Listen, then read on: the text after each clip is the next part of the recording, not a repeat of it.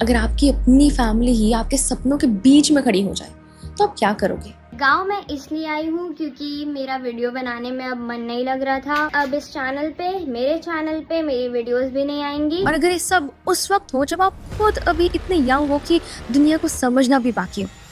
ये कहानी है मारिया खान की, एक ऐसी यंग क्रिएटर की जिसके नाम के साथ आज मिलियंस ऑफ फॉलोअर्स जुड़े हुए हैं। मारिया के यूट्यूब पर 7 मिलियन से ज़्यादा सब्सक्राइबर्स हैं और इंस्टाग्राम पर भी मिलियन प्लस ऑडियंस है। लेकिन इंटरेस्टिंग बात यह है कि ये सक्सेस उसने 1-2 साल में नहीं बना ली। उसने अपनी टीनेज के सालों का एक बड़ा हिस्सा कैमरे के सामने कंटेंट बनाते हुए स्पेंड किया। और सबसे इम्पोर्टेंट, ये सिर्फ उसकी इंडिविजुअल जर्नी नहीं थी, उसकी फैमिली भी उसके कंटेंट का एक विजिबल पार्ट रही है। तो पूरा दिन अच्छे से टाइम पास करने के बाद हम फाइनली शाम में जा रहे हैं मेला। एंजॉय करेंगे, आज पापा को भी सुनाएंगे। मतलब जिस फैमिली के साथ मिलकर एक बच्ची ने अपनी डिजिटल दुनिया बिल्ड की, आज वही फैमिली और उसकी पर्सनल लाइफ को लेकर क्वेश्चन उठने की बात सामने आ रही है। ये वीडियो मारिया खान नाम की एक यूट्यूबर पे मारिया ने अपने पापा के प्रेशर में आकर के सोशल मीडिया पे कंटेंट बनाना छोड़ दिया है। 7 मिलियन फॉलोअर, समझ रहे हो? 7 मिलियन सब्सक्राइबर छोड़ के गाँव चली गई। मैं ही हूँ एनी, जो मारिया खान के दोस्त होने का दावा कर रही है। ऑनलाइन डिस्कशंस में ये क्लेम भी सर्कुलेट हो रहे हैं कि उसके सोशल मीडिया अकाउंट पर फैमिली का कंट्रोल हो गया। 7.5 साल से मैं मेहनत करके इतना बड़ा चैनल बना के बैठा हूँ। मेरी मेहनत है 7.5 साल की, तो ऐसे चैनल या इंस्टाग्राम तो मैं छोड़ नहीं दूंगा दोस्तों। एक लड़की अगर यंग एज में सक्सेसफुल हो जाए तो क्या उसकी सक्सेस पर सबसे पहला हक उसका खुद का नहीं होना चाहिए? क्या उसके डिसीजंस को समझने के बजाय उसकी फ्रीडम को क्वेश्चन करना जरूरी है? दरअसल मारिया जब से कॉलेज जाने लगी है तब से उसकी सहेलियों ने उसका ब्रेन वॉश कर दिया है। और क्या सिर्फ इसलिए कि वो एक लड़की है उसकी चॉइसेस को ऑटोमेटिकली सस्पिशन की नज़र से देखना जस्टिफाइड है? क्योंकि फैमिली का कंसर्न अपनी जगह है, लेकिन कब कंसर्न कंट्रोल बन जाता है और प्रोटेक्शन ओनरशिप, ये डिफरेंस समझना भी उतना ही ज़रूरी है। अगर इस पूरी स्टोरी को समझना है तो हमें थोड़ा पीछे जाना पड़ेगा। टिकटॉक के उस ज़माने में जब इंडिया में शॉर्ट फॉर्म कंटेंट का क्रेज़ नया था, 2019-20 के आसपास से ये फैमिली कंसिस्टेंटली कंटेंट बना रही थी और आज तक इन्हें कंटेंट क्रिएशन करते हुए लगभग 6-7 साल हो चुके हैं। उस वक्त मारिया सिर्फ 8-9 साल की थी, एक छोटी सी बच्ची। फैमिली के साथ मिलकर वीडियोस बनाना, डेली लाइफ के मोमेंट्स शेयर करना और धीरे धीरे ऑडियंस बिल्ड करना, ये सब उसकी चाइल्डहुड का एक पार्ट बन गया। मारिया के पेरेंट्स और उसका छोटा भाई भी कंटेंट का हिस्सा रहे और शुरू से जो चीज़ ऑडियंस को सबसे ज़्यादा कनेक्ट करती थी वो थी उनकी सिंप्लिसिटी। एक रिलेटिवली हम्बल बैकग्राउंड से आने वाली फैमिली धीरे धीरे मुंबई में सेटल होती है और उनके जर्नी में ऑडियंस को एक ऐसी फैमिली नज़र आती है जो बिल्कुल उनके जैसी लगती है। ना कोई over the hype luxury lifestyle, ना फेक परफेक्शन, घर की नॉर्मल सी बातें, खाना पीना, बच्चों के साथ मूवमेंट्स, फैमिली के बीच की नोक झोंक, बेसिकली एक ऐसी एवरीडे लाइफ जिसमें ऑडियंस को अपना घर दिखाई देता था। शायद इसी वजह से लोग सिर्फ उनके वीडियोस देखते नहीं थे बल्कि उनसे इमोशनली अटैच भी हो गए। टाइम के साथ व्यूज़ बढ़ते गए, चैनल्स ग्रो करते गए और मारिया भी एक चाइल्ड क्रिएटर से एक मैसिव डिजिटल पर्सनैलिटी बन गई। और सबसे इम्पॉर्टेंट बात, उसकी जर्नी में फैमिली का प्रेजेंस हमेशा विजिबल रहा। इसलिए जब कुछ हफ्तों पहले फैमिली के एक इंटरनल कॉन्फ्लिक्ट के बाद एक व्लॉग में ये बात सामने आती है कि मारिया गांव जा रही है और अब वीडियोस में नज़र नहीं आएगी, तो ऑडियंस के लिए ये सिर्फ एक नॉर्मल फैमिली अपडेट नहीं था, क्योंकि कहा गया कि चैनल्स बंद नहीं होंगे, डेली व्लॉगिंग भी कंटिन्यू रहेगी, बस मारिया अब कंटेंट का पार्ट नहीं होगी। और जैसे ये बात व्लॉग्स में रिपीटेडली डिस्कस होने लगी, ऑडियंस के दिमाग में एक ही सवाल आता है, आखिर हुआ क्या था?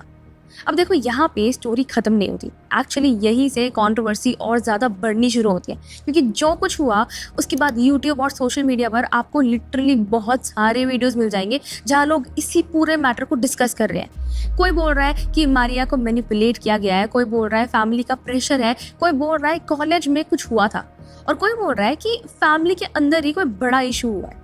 मतलब थियोरीज इतनी है कि भाई एक्चुअल में हुआ क्या है ये समझना ही मुश्किल हो गया। लेकिन यहाँ पे मेरे अकॉर्डिंग सबसे बड़ा सवाल ये नहीं है कि क्या हुआ, सबसे बड़ा सवाल है ये सब हो क्यों रहा है। और ऑनेस्टली मेरा पर्सनल ओपिनियन बहुत स्ट्रांगली ये है कि इसमें लाइमलाइट का एंगल इग्नोर नहीं किया जा सकता, क्योंकि eight the end of the day ये लोग क्रिएटर्स हैं, इनका काम ही क्या है? कंटेंट बनाना, ऑडियंस को एंगेज करना और रीच करना। और सोशल मीडिया का ना एक बहुत सिंपल रूल है, पब्लिसिटी अच्छी हो या बुरी, पब्लिसिटी तो पब्लिसिटी होती है। पहले अगर किसी वीडियो पर अराउंड 400K व्यूज आते थे तो अब कंट्रोवर्सी के बाद वही नंबर्स मिलियंस में जा रहे हैं, कमेंट्स भर भर के आ रहे हैं और हर व्लॉग में मारिया के बारे में पूछा जा रहा है। तो ऑब्वियसली रीच तो बढ़ ही रही है। और जब एक कंट्रोवर्सी आपके व्यूज को लिटरली मल्टीपल टाइम्स इंक्रीज कर दे तो नेचुरली ये क्वेश्चन बनता है कि क्या ये सब सिर्फ फैमिली मैटर है या फिर कहीं ना कहीं कंटेंट और लाइमलाइट का फैक्टर भी इन्वॉल्व है।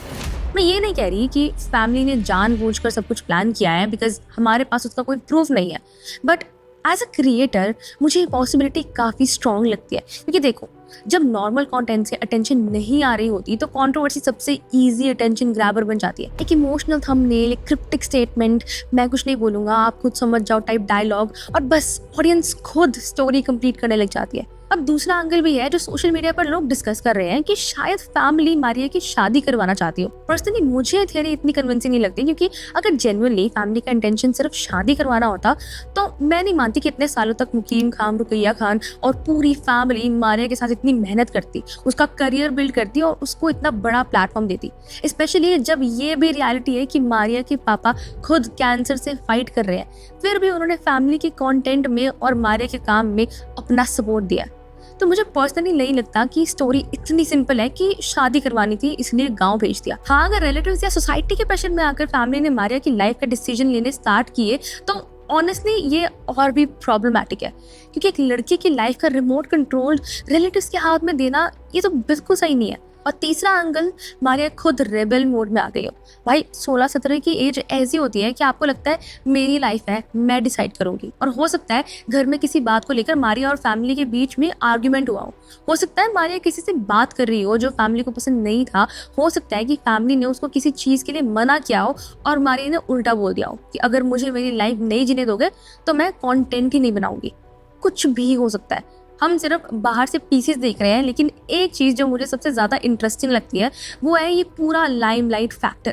क्योंकि जब एक फैमिली की personal problem suddenly public content बन जाए, जब हर स्टेटमेंट के बाद नेक्स्ट ब्लॉग का वेट होने लगे, जब ऑडियंस हर वीडियो में एक ही लड़की के बारे में क्वेश्चन करे और उसके साथ व्यूज़ भी एक्सप्लोड हो जाए, तो भाई कोइंसिडेंस बोलकर इग्नोर करना भी थोड़ा मुश्किल है। मे बी एक्चुअल रीज़न कुछ और हो, मे बी फैमिली के अंदर जेन्युइनली कोई सीरियस इश्यू हो, बट अगर इस पूरे मैटर को इंटेंशनली कंट्रोवर्सी बनाकर रीच के लिए यूज़ किया जा रहा है तो सबसे ज़्यादा नुकसान उस बच्चे का ही है। क्योंकि व्यूज़ और सब्सक्राइबर्स आज बढ़ जाएंगे, कल कम भी हो जाएंगे, लेकिन मारिया की पर्सनल लाइफ, उसकी रेपुटेशन और उसकी मेंटल पीस ये कोई थंबनेल नहीं है जिसे वीडियो डिलीट करके हटा दिया जाए। अब इस पूरी स्टोरी का लेटेस्ट अपडेट भी देख लो।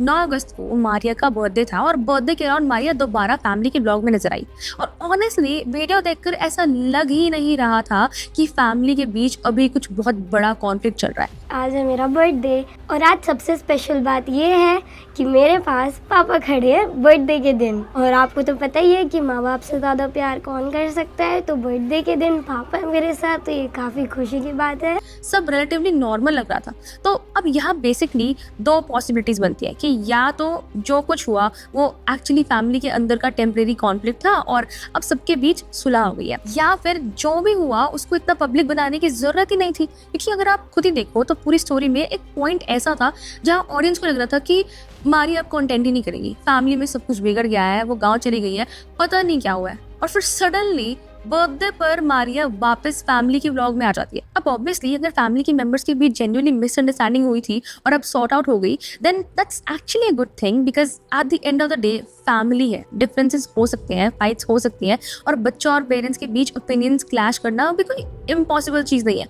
बट फिर एक सवाल तो बनता है, अगर ये जेन्युइनली एक पर्सनल फैमिली मैटर था तो इसको इतना पब्लिक क्यों किया? क्योंकि once you put your personal problems on the internet, audience naturally involve होगी, लोग क्वेश्चंस पूछेंगे, थियरीज बनाएंगे, साइड्स लेंगे, मीम्स बनाएंगे और फिर जब आपका फैमिली मैटर सॉल्व हो जाएगा, ऑडियंस के लिए वो एंटरटेनमेंट बन चुका होता है। इसलिए मेरी बस एक ही रिक्वेस्ट है कि अगर फैमिली में जेन्युइनली कोई सीरियस इशू था तो होपफुली अब सब ठीक हो गया हो, और अगर ये सिर्फ एक मिसअंडरस्टैंडिंग थी तो नेक्स्ट टाइम फैमिली मैटर्स को फैमिली के अंदर ही सॉल्व करना बेटर होगा। क्योंकि इंटरनेट बहुत बड़ा है भाई, यहाँ एक बार पर्सनल लाइफ पब्लिक कर दी तो फिर ऑडियंस भी उसका पार्ट बन जाती है। बाकी आप लोगों को क्या लगता है, क्या जेन्युइनली फैमिली में मिसअंडरस्टैंडिंग थी जब सॉल्व हो गई है, या फिर पूरा मैटर थोड़ा ज्यादा पब्लिक अटेंशन के लिए था? आपको क्या लगता है कमेंट्स में जरूर बताओ, और अगर वीडियो अच्छी लगी हो तो उसे लाइक करो, शेयर करो और चैनल को सब्सक्राइब करना मत भूलना। मिलते हैं हमारी अगली कहानी के साथ।